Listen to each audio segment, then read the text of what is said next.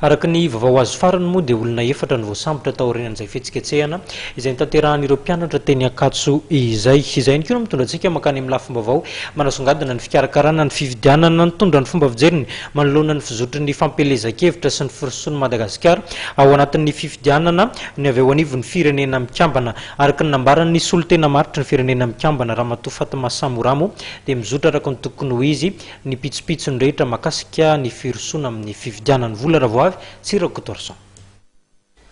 Mizotra araka ny tokony ho izy ny fampelezan-kevitra amin'ny fifidianana filoham-pirenena hoy ny solon-tena maritra ny firenena mikambana miasa sinoana eto amintsika Ramatoa Fatma Samoramo.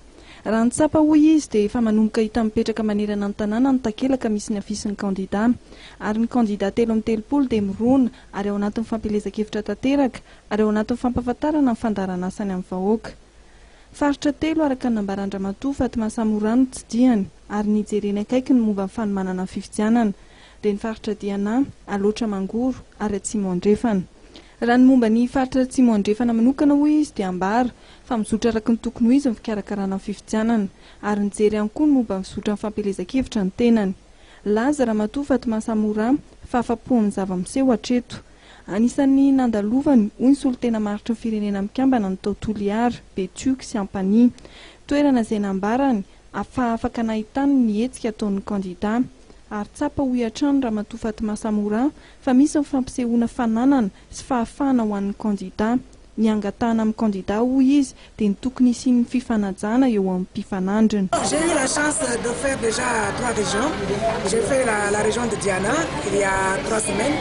J'ai fait à Alotra Mangoro aussi et là je reviens d'Atsimo Andrefana où j'ai eu à aller jusqu'à Betiouk et à Ampani pour non seulement commencer à sensibiliser les gens sur l'utilisation du bulletin unique mais aussi voir un petit peu si la campagne se déroulait selon les normes et les critères internationaux. Et à ma satisfaction, je dois dire que non seulement les candidats font pour l'instant l'esprit de fair play et de transparence dans les messages qu'ils véhiculent aux populations, mais surtout que l'état de préparation des populations est au niveau vraiment très intéressant. Efa nandeha hoy Ramatoa Fatma Samoramo lalao ary mitaky amin'ny kandida 3 mba tsy hiditra anaty fifandrangitana. Manainga ihany koa ny tokony hifanajana ary ny tokony hanaja ny fitsipika rehetra ny fifidianana ny tenany.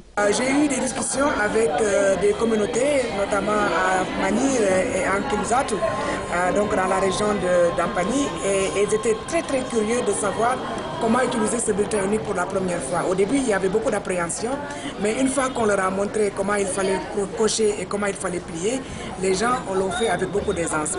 Momba ny mponina indray dia tsapa hoy ny solon-tena maritra ny firenena mikambana fa liana amin'ny fanentanana amin'ny fampiasana ny bulletin tokana amin'ny mponina tany Atsimo Andrefana.